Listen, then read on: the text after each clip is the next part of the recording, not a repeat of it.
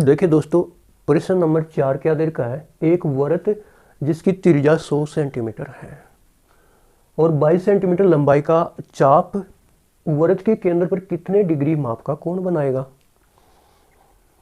इसको यूं समझो कि ये कोई वृत्त है, ये वृत्त है, ठीक है, जिसकी त्रिज्या 100 सेंटीमीटर है। तो इसकी जो त्रिज्या है ना दोस्तों, वो कितनी है, 100 सेंटीमीटर है, ठीक है। 22 सेंटीमीटर लंबाई की चाप वृत्त के केंद्र पर, इसके ऊपर एक चाप है,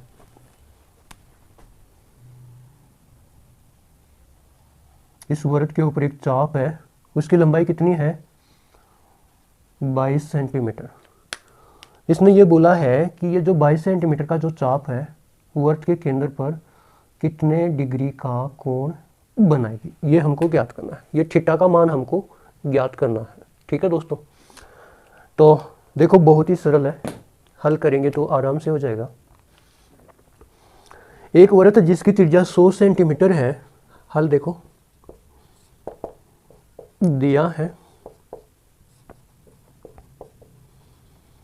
वृत्त की त्रिज्या कितनी है, 100 सेंटीमीटर।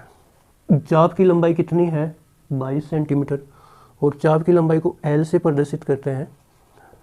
ये कितना है, 22 सेंटीमीटर। हमें क्या चाहिए, थीटा चाहिए। तो एक बार तो थीटा रेडियन का हमारे पास सूत्र होता है, हम जानते हैं कि क्या जानते हैं थीटा रेडियन बराबर L/R होता है, चाप की लंबाई बटे वृत्त की त्रिज्या। तो थीटा रेडियन बराबर L कितना है, 22, R कितना है, 100।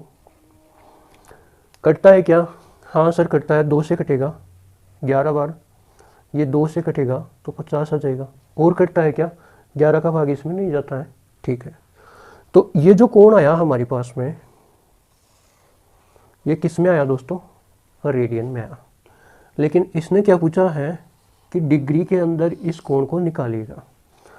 अब आपको ये तो आता ही है कि अगर कोण हमको रेडियन में दे रखा हो और ये रेडियन में दे रखा है और उसको डिग्री में बदलना है, इसका मतलब रेडियन हटेगा, रेडियन हटेगा मतलब पाई हटना चाहिए, और पाई हटना चाहिए मतलब पाई भाग में आना चाहिए। तो किससे गुणा करेंगे, 180 बटे पाई से। तो 11 बटे 50 को हम 180 बटे पाई से गुणा कर लेते हैं, ठीक है। अब कुछ कट रहा है क्या, 0 से 0, क्या आया, 11 इंटू 18 में 2 का जाता है, नीचे कुछ 2 ऐसा है नहीं, 18, 5 इंटू पाई। पाई की जगह क्या रखना है, प्रश्न वाले ने खुद बोला है कि पाई की जगह आप 22 बटे 7 रख दो, तो रख दो 22, और बटे में जो 7 आता है वो ऊपर चला जाएगा, ठीक है। अब काटो, 11 एकम 11, 11 दूना 22, 2 एकम 2, 2 नीम 18। अब 9 को 7 से गुणा करो, 9 संता 63, और नीचे कितना, 5। ये कोण हमने किस में निकाल लिया दोस्तों, डिग्री में निकाल लिया। किस में, डिग्री में। लेकिन डिग्री में ये भिन्न में है तो इसको हम सरलतम रूप में लिखेंगे, ठीक है। तो 63 में इसको मिटा देता हूं मैं, 63 में 5 का भाग दो, 5 एकम 5, 1 3 उतारो, 5 दूनी 10, 3, तो ये 12 सही 3 बटे 5 हो जाएगा। तो इसको हम क्या लिख सकते हैं, 12 सही 3 बटे 5 डिग्री। अब 12 तो पूर्ण संख्या है तो इसको तो अलग लिख लेंगे, इसको तो लिख देंगे 12 डिग्री, और ये 3 बटा 5 डिग्री जो भिन्न में है इसको और सरल करेंगे तो 3 बटा 5 डिग्री को और मिनट में सरल करने के लिए 60 मिनट से गुणा कर देंगे।